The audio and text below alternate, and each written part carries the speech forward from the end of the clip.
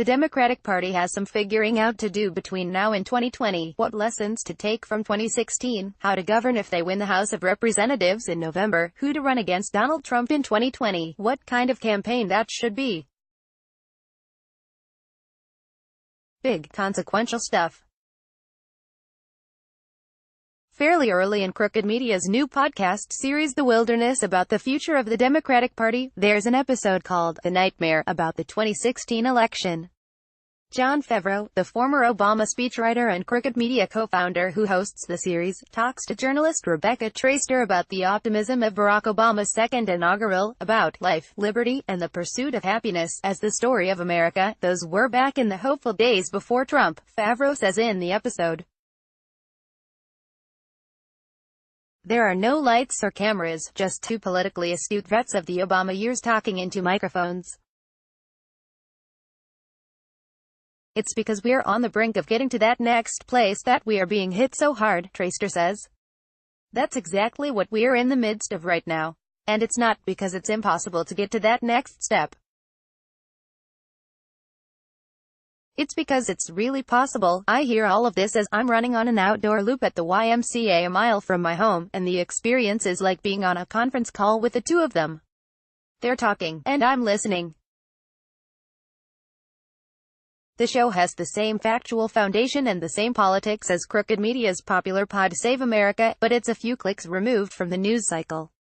Other big thinkers, historians, sociologists, political observers weigh in. A hopeful sense runs through the show that Democrats are still in the woods but have a few trails to follow. The Wilderness premiered July 16 on podcast platforms and will drop weekly installments on Mondays through the end of September. If you hadn't considered that one of the battlegrounds for 2020 will be your earbuds, start considering it. Favreau sat down with the Daily Beast to talk about the new series. The obvious outlets for this kind of project are a book or a Netflix-style documentary series. Other than the fact that you're running a podcast company, why does this make sense as a podcast series? I thought about doing a traditional documentary. Having seen those and been interviewed for those, I think people are more candid when they don't have a bunch of cameras pointed at them. When you're sitting around a table chatting or talking to someone on the phone, it's a much different interaction. And I'm too lazy to write a whole book. Laughs. Looking back at the series, I feel like I wrote enough voiceover to fill up a book. You're trying to reach young voters and people with influence in the Democratic Party, and I suspect those people will experience a podcast much differently, in their car, on the morning run, etc., than watching a documentary on TV. I think that's right. Save America has a big audience of political junkies like us, but there's another big audience of people who did not pay attention to politics before Donald Trump became president. We think about those people a lot. We meet them at our live shows. To tell a story about the Democratic Party, I quickly realized it would require history and context for people who haven't paid as much attention to politics. A lot of the upcoming episodes tackle separate issues like immigration, foreign policy, the economy, etc. The first half of each of those episodes is about the political decisions that led to today, and the second half is about where we go from here. Aren't you talking mostly to people who are already with you on these issues? I talked to Cornell Belcher, who was one of President Obama's pollsters, and he pointed out that 12% of Obama voters in 2008 were first-time voters. That's a significant number. If we really want a blue wave in 2018 that will flip the Senate and give Democrats a strong majority in the House, we have to bring in voters who haven't voted before or haven't been active in politics before. If Republicans hold the Senate and keep at least a narrow majority in the House, will they have a good basis to claim victory in the midterm elections? You are now subscribed to the Daily Digest and Cheat Sheet. We will not share your email with anyone for any reason. Yes, if Republicans hold the House, for sure. I think the Senate is more of an uphill climb for Democrats, but I think we have a good chance of taking the Senate. The Supreme Court confirmation hearings in September will be one of the last big things that happens before the midterm elections. Will that more energize Democrats or Republicans? I tend to think it will be a big rallying point for Democrats. One of our problems over the last several years is that we don't have as many voters as Republicans who vote based on the Supreme Court. Donald Trump putting out a list of proposed justices during the campaign was one of the things that rallied a lot of the Republican base that wasn't necessarily happy with him during the campaign. It's not just the Supreme Court, it's state legislators, governors, Congress, local elections. Democrats have focused too much on the presidency and not enough on the other levers of power. After I listened to the first 10 minutes of the first episode of The Wilderness about election night in 2016, I texted your publicist, first 10 minutes, followed by that green, sick face emoji. She texted me back, it gets better, why did you want to start with that? Laughs, I'm a hope guy, and the thrust of the series was always going to be hopeful and inspirational. From a storytelling perspective you have to earn that, and I think we needed to remind people how bad that election night was. Episode 3 is about the various factors that went into Clinton losing the election, James Comey, Russian interference, Hillary fatigue, etc., and I wondered how much any of that stuff matters going forward. Does sorting through all that really help Democrats in 2020? I think about 2016 in terms of factors that we couldn't control and factors that we could have controlled. Hillary Clinton faced a certain amount of sexism, and it was a factor in why she lost. We have to confront that challenge, but it's not something we can fix overnight. We can fix how Democrats communicate their message in a fractured media environment. Democrats can propose a policy agenda bold enough and progressive enough for the current moment. There are lessons in 2016 about what we should do differently in 2018 and 2020. If 2020 shapes up as a question about whether to nominate a moderate or a progressive, which I don't necessarily think will be the question, is that a proxy for whether voters think the election will be more about swing voters or more about turnout? In episode 4, I sat down with Obama-Trump voters from outside of Detroit who were white 40 to 60-year-olds, and I sat down with younger, more diverse voters outside of Houston who either didn't vote in 2016 or voted for a third-party candidate. The same issues motivated both of those groups. Democrats have a problem if they think the issue is centrist positions versus liberal positions. Inequality has been on the rise for decades. People are having difficulty paying for basic necessities, and they're seeing a political system that doesn't work. Republicans say, government doesn't work and is not the answer to your problems, so we'll just cut taxes and fight culture wars. Democrats believe that government can make a difference, but it's a problem for Democrats that Washington is just people yelling at each other. Big, bold, progressive, economic solutions will appeal to middle-aged voters in the Midwest and to young, diverse voters in Texas who thought Bernie Sanders seemed interesting but then didn't vote in 2016, so you would look at an issue like Medicare for everyone in terms of how it works as a positive issue rather than how to present it in a way that minimizes the Republican response to it. I don't fear that at all. Republicans have demagogued Democratic positions and been so hyperbolic in their attacks going back to the beginning of the Obama years.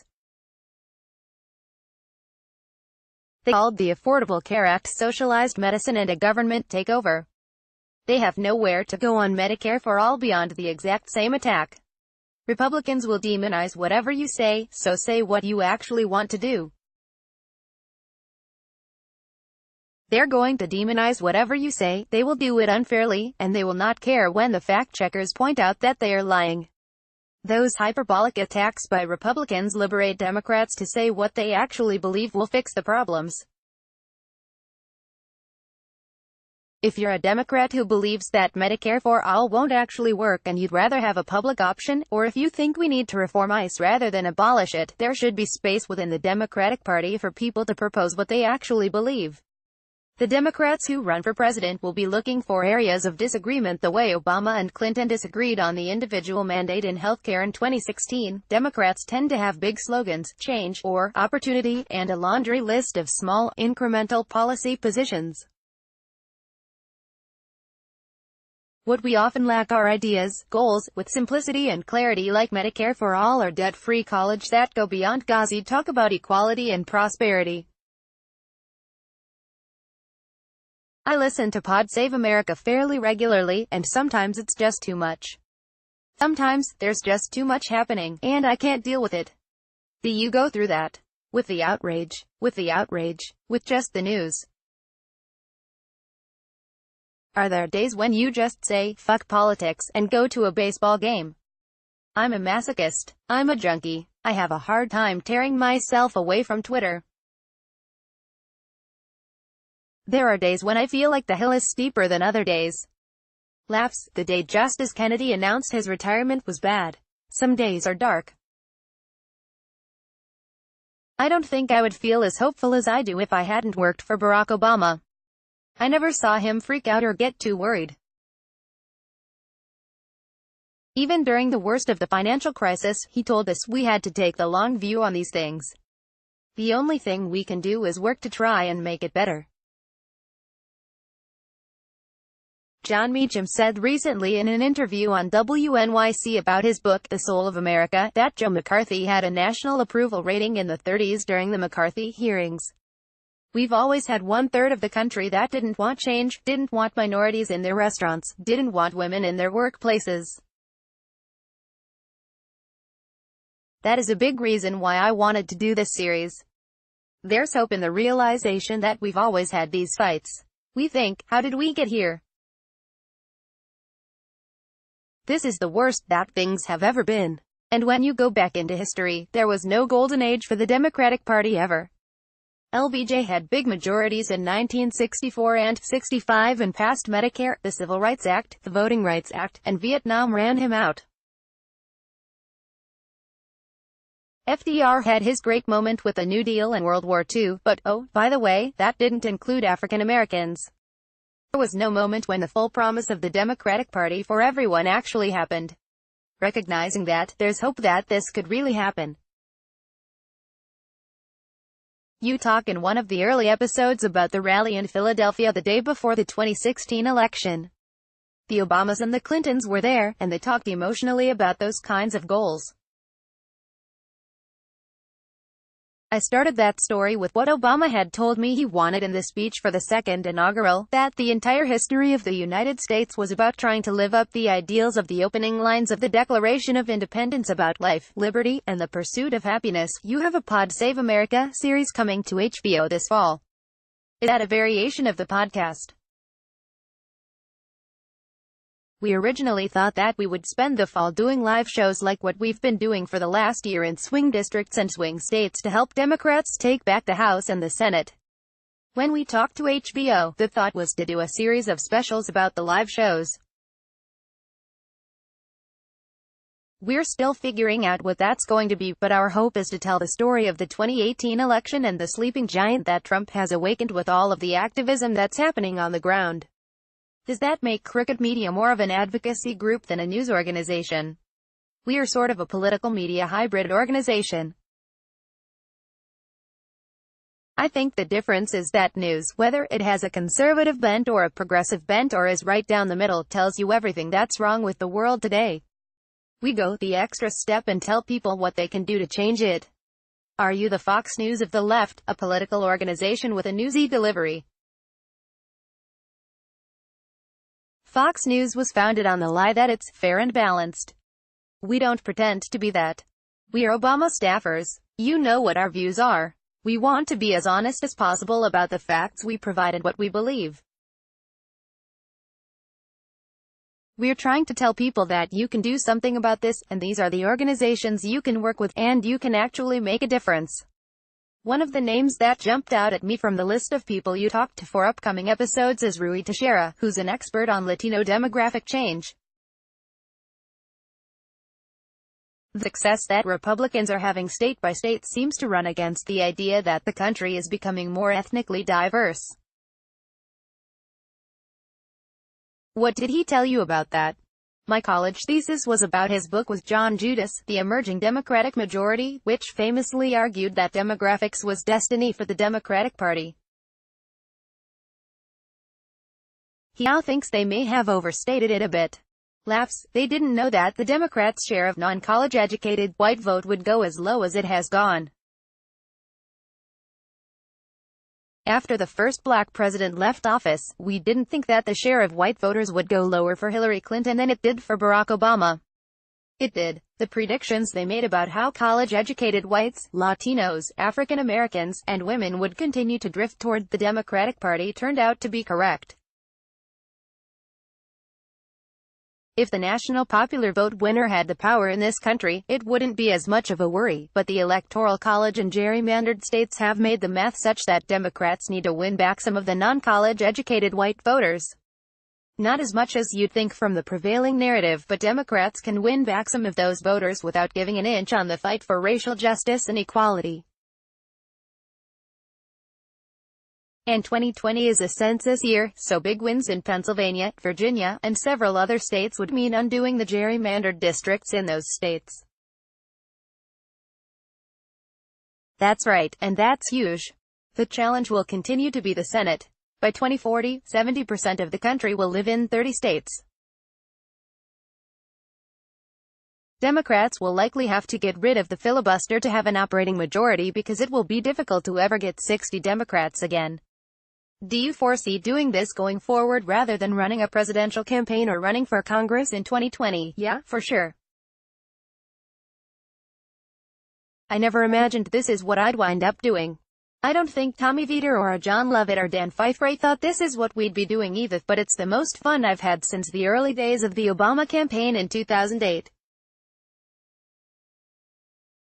Our role is helping amplify the progressive voices that are out there and to, as we always say here, inform, entertain, and inspire action. That feels more right to me than jumping into another campaign.